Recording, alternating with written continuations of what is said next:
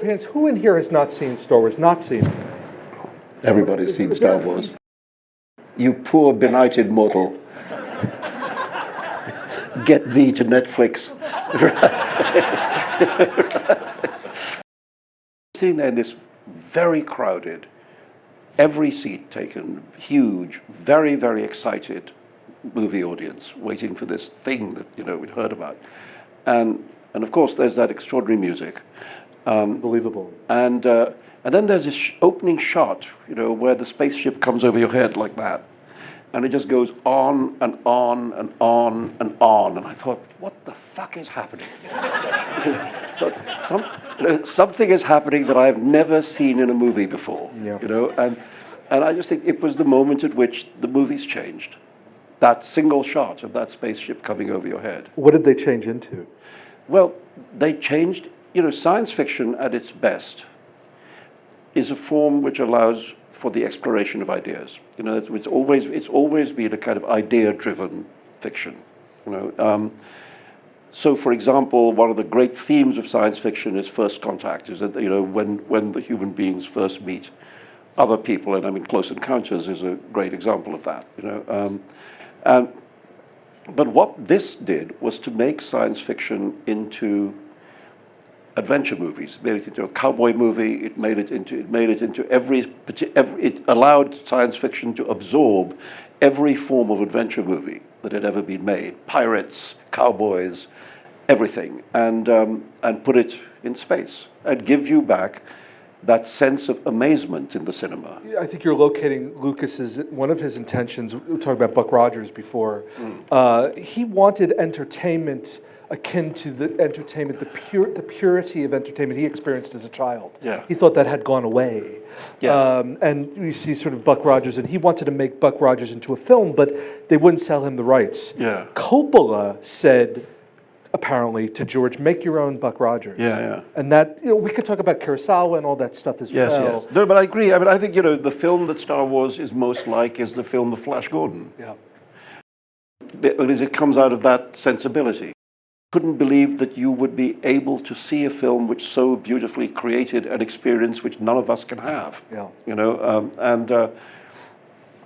Star Wars was the first note of that music, if you like, and it's become such a huge thing in the cinema now.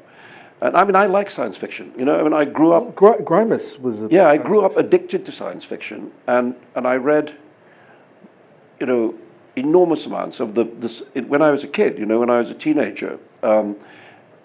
That period, I mean, the 50s and 60s are what is now thought of as the golden age of science fiction. And of course, there are the great science fiction. There's Arthur Clarke and Ray Bradbury and Philip Dick and etc. But there were also all these amazing writers that most people who are not into the deep nerdery of science fiction have never heard of, who were publishing in magazines called things like Amazing. That's the name of the magazine. Or Astounding.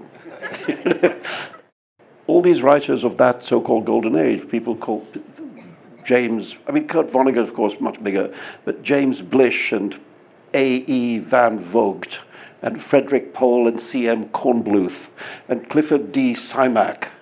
And my favorite was the guy who was called L. Sprague de Camp.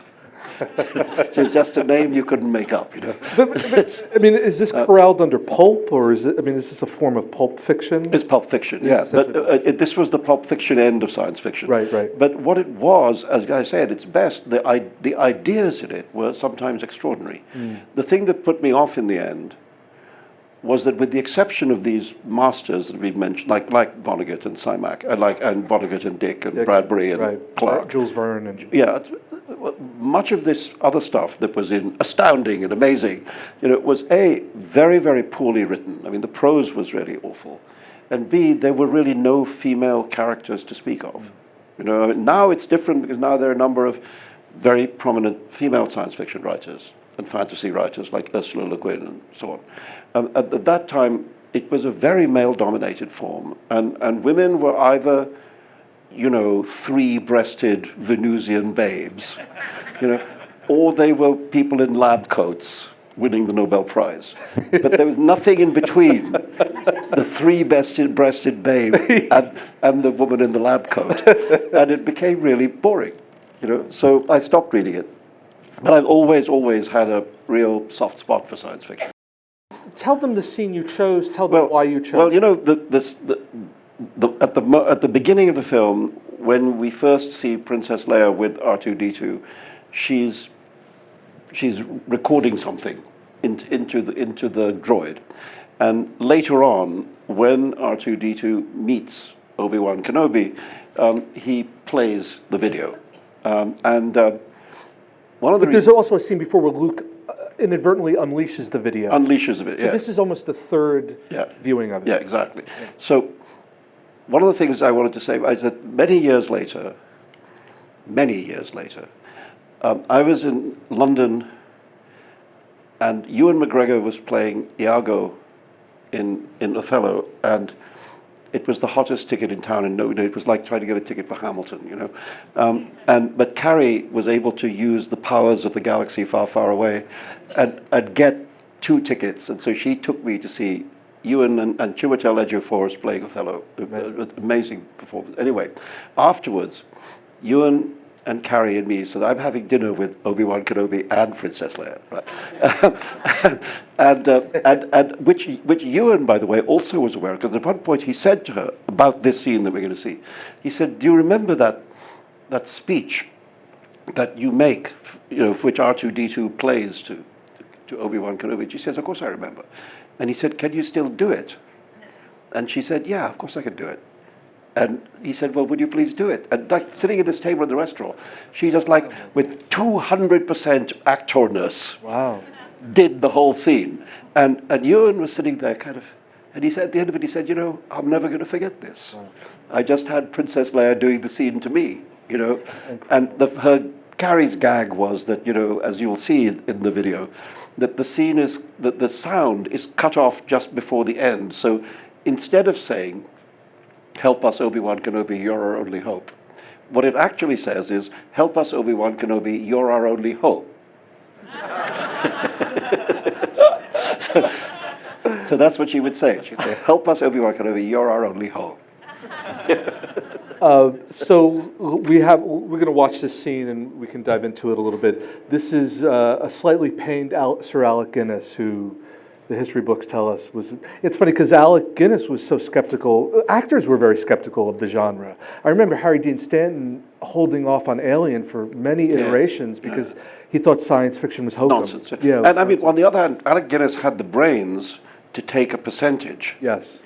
Instead of a fee. Yes. And made him more money than the rest of his career put together. Incredible. So. And Lucas had that foresight as well. So let's watch this scene. This is that scene. And then we can dish about it and maybe get behind the curtain a little bit. This is clip 3. Yeah, let's roll it. General Malaise? General Organa? What are the odds? Too many years ago, Salman and I met on what was then known as a talk show. Or did it become known as a talk show? And anyway, now I believe it's known as a Never Shut Up show. But I could be wrong. We, at the time, served up what we hoped would pass for wit. And I think in his case that those hopes were realized. But anyway, right now, they begged me to write a parody of my iconic and in no way ironic hologram speech, because I'm going to do something with it, and in honor of you, Sir Salman Ding Dong. And I had to beg off, I had to tell them, no, my word is my bond, James Bond. So, as you can see, my no was stuck. And I didn't do this speech, and this isn't happening. But anyway, because, the reason I wasn't going to do it was because if and when I honor you, I want to do it in the privacy of my own home. Because I sweat when I honor people.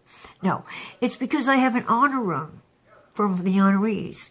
and honoring is very private, and so I honor in this room, not in the nude. Except that one time. Anyway, I want to be respectful, but I know that I have no dignity anyway, so respect coming from someone who has no dignity is really valueless. And if you didn't know that, who cares? Look, anyway, I before I blow off, I want you to know, Salman, Salamadama Ding Dong, big words strong, is my one and only. He is my word. I'm just looking down because I'm weeping. My word, oh so blessed and blessed being. You would be my one and only word-infested, Trump-protested. Well, I have to take him out of there. Ugh. You would be and are my one and only word-infested, prose-blessed, man even more blessed, my only hope. You would be my hope, but there was no hope in the original hologram speech. It just was a hoe. So not that kind, and not Christmas. So, hey ho, congratulations. Hi ho, hi ho. It's off to work I go. Probably shopping, what the hell I'll say. It's work so that if my publisher is watching this, he'll think I have a Gary. Love Salman.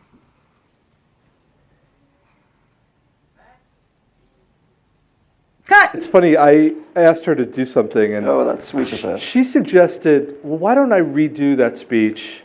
But the funny thing is, just if you give me 20 seconds, she said, what scene is he showing? And I described the scene, and then I said, wait a second, I'm telling you the plot of Star Wars? Like I'm trying to describe to her, it was out of worldly. But anyway, she's fun. And Well, that's very, no, you know, Carrie, as you can see, is extraordinary, insane, brilliant, funny, and insane.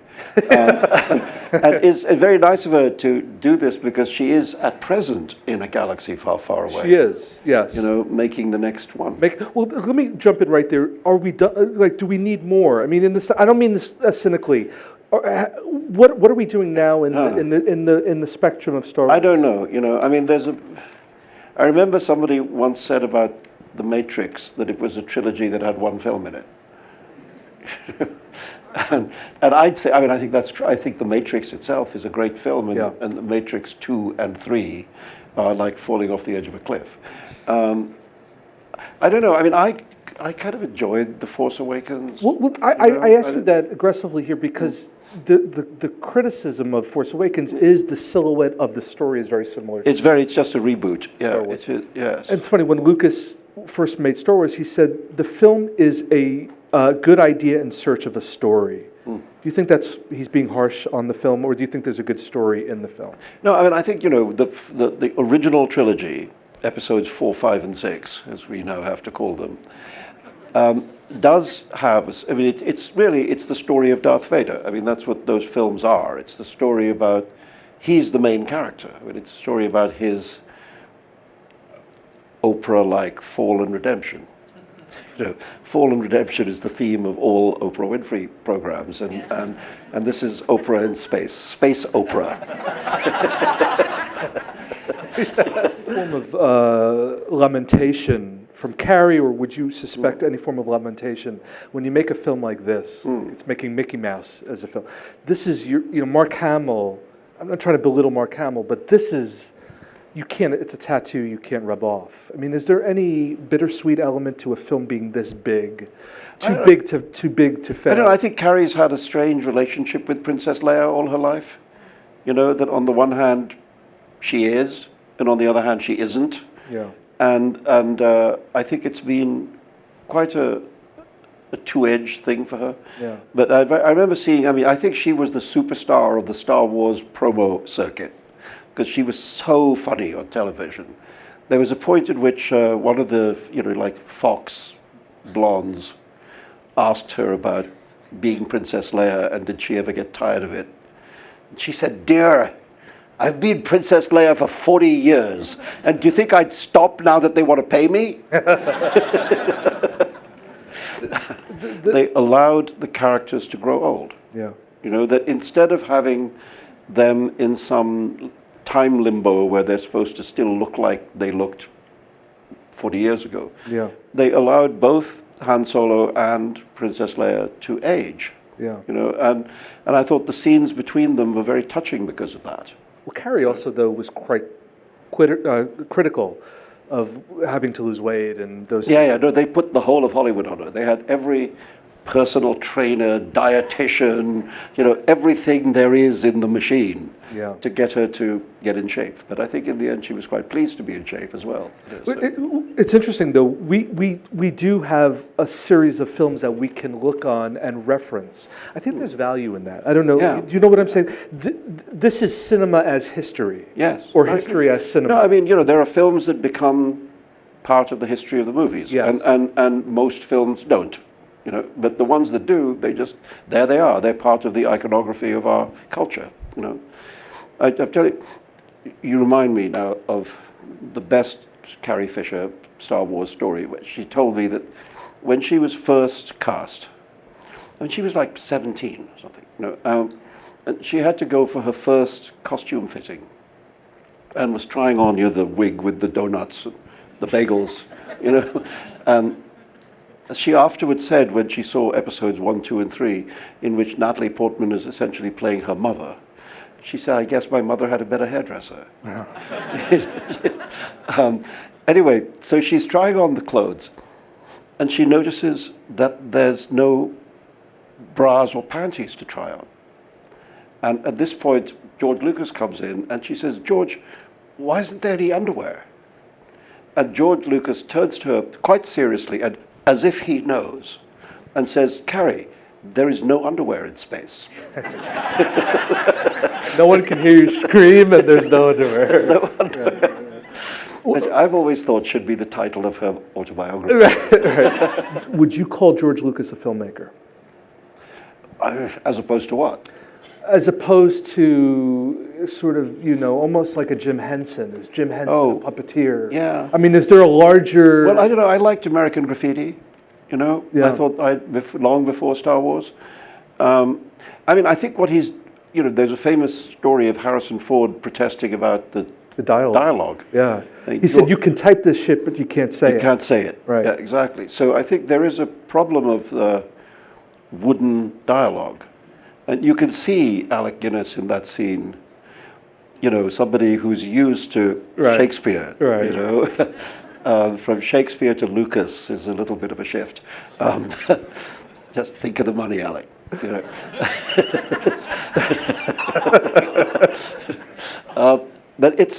I don't think he's I think it's a very coherent world that he creates. I think that's, if you look at this in the context of fantasy fiction, the secret of fantasy fiction is to make a world that is internally coherent.